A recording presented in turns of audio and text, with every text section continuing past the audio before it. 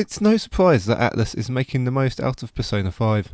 Having already received the Rhythm Games spin-off and its enhanced Royal version, North America and Europe now look forward to a collaboration between Atlus and Koei Tecmo's Omega Force team that acts as the closest thing to a direct sequel that can be expected.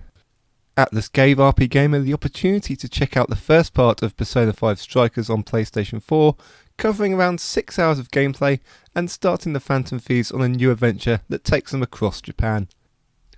Though Persona 5 Strikers is a distinct tale, players will definitely want to be familiar with the events of Persona 5 either through the game or its animated adaptation.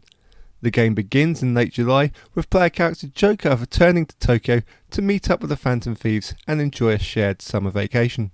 However, a new metaverse-related event puts the vacation plans on hold as icon Alice Hiragi steals the desires of the populace to fuel her rise to fame.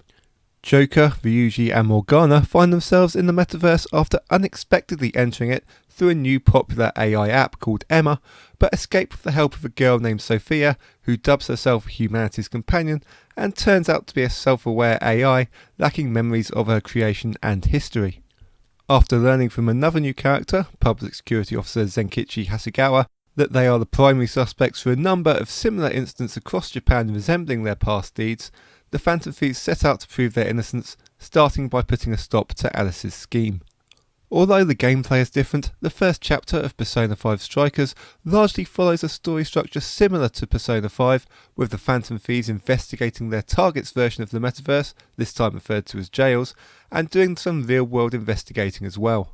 The storytelling presentation is right out of the Persona 5 playbook, and if it weren't for the vastly different combat system and lack of daily life elements, it really would come off as an out-and-out sequel.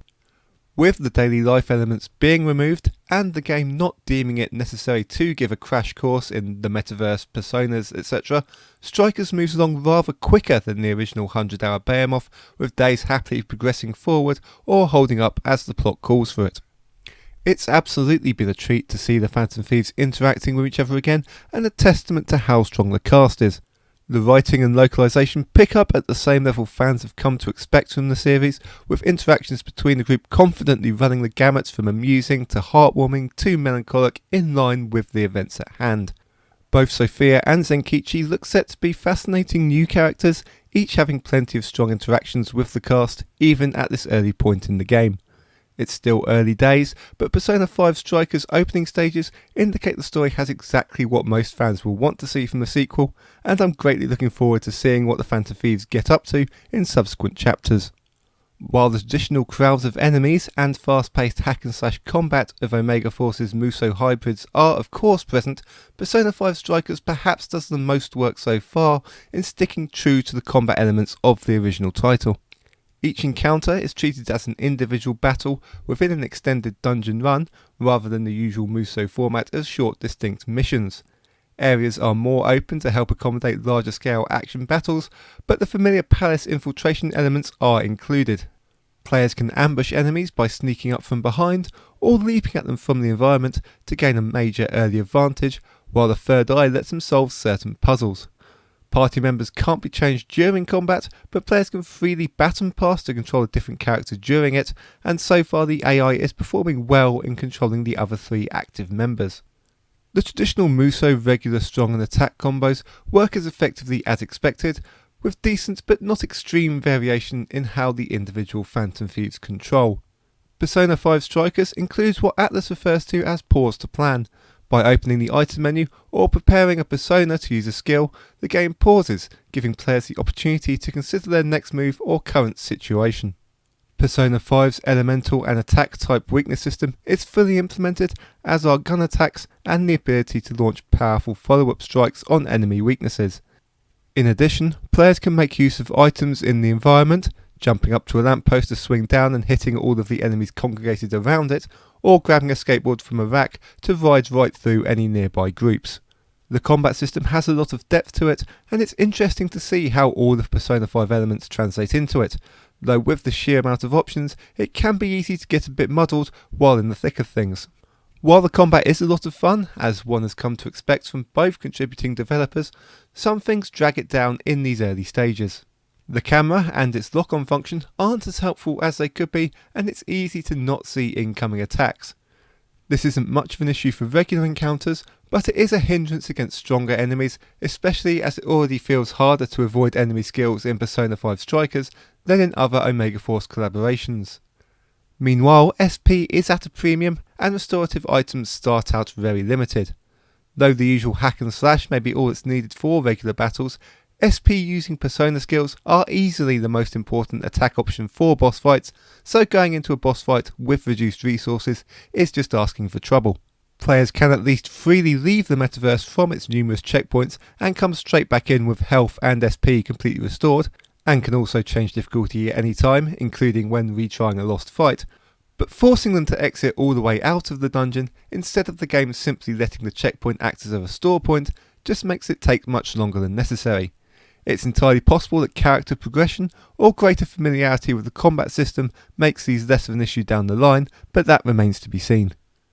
Social links appear to have been removed in their entirety, being replaced by a new bond feature. As the Phantom Thieves bonds keep improving, players gain the ability to unlock more passive skills on the bond table. Additional points are attained by raising the bond level through socialising events in the real world or by battling in the metaverse. Joker keeps his ability to switch personas during combat, although he starts from the beginning again with just Arsene in tow. The Persona fusion system returns, and while the absence of social links means the actual fusion is simplified and masks are now simply picked up from defeated enemies in place of demon negotiation, players can more easily level up specific personas by spending points earned from combat. Equipment is also the same as Persona 5, with Sophia acting as the shopkeeper, using the convenience of internet ordering and express delivery to keep the Phantom Thieves stocked up. One thing that springs to mind when mentioning Persona 5 is stylish visuals, and Persona 5 Strikers make sure to carry over both the general look and its quality. The UI is crisp, with lots of pleasing animations and touches. The in-game models are less crisp than Persona 5, largely due to poorer aliasing, but the designs still shine through. The cutscenes so far have been well directed, and the action in combat flows very nicely and looks impressive.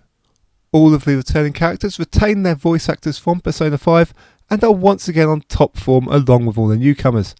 Persona 5 Strikers features a mix of familiar and brand new tracks, but the new ones feel right at home here, making sure the game is yet another audio treat. The effort made to make Persona 5 Strikers as much like a dedicated sequel as possible is definitely in its favour, and it adds very welcome attachment to seeing where the story goes.